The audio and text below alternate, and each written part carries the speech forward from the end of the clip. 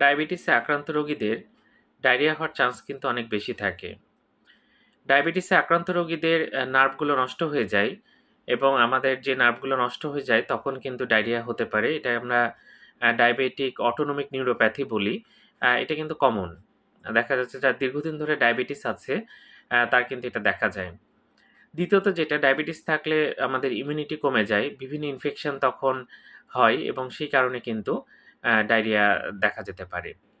এরপরে ডায়াবেটিসের রোগীদের ইমিউনিটি বা রোগ প্রতিরোধ ক্ষমতা কমে যায়। এই কারণে কিন্তু এদের ইন্টেস্টিনাল টিবি বা যক্ষ্মা হয় ইন্টেস্টাইনে, তখন কিন্তু ডায়রিয়া হতে পারে। এছাড়া যারা ডায়াবেটিসে আক্রান্ত তারা বিভিন্ন ওষুধ খান। অ্যাকারবোস বলে একটা ওষুধ ছিল, যদিও এখন এটা তেমন ব্যবহার করা হয় না। অ্যাকারবোস যদি খায় কেউ তাহলে তার ডায়রিয়া হতে পারে। ডায়াবেটিস আক্রান্ত রোগীদের ডায়রিয়া হলে প্রথমে যে বিষয়টা খেয়াল রাখতে হবে যে ডায়াবেটিসটা কন্ট্রোলে রাখতে হবে এবং খুব দ্রুত ডাক্তার দেখাতে হবে। বিভিন্ন ওষুধ আছে এবং কেন হচ্ছে সে কারণটা বের করে তারপরে চিকিৎসা করতে হবে। ধন্যবাদ সবাইকে।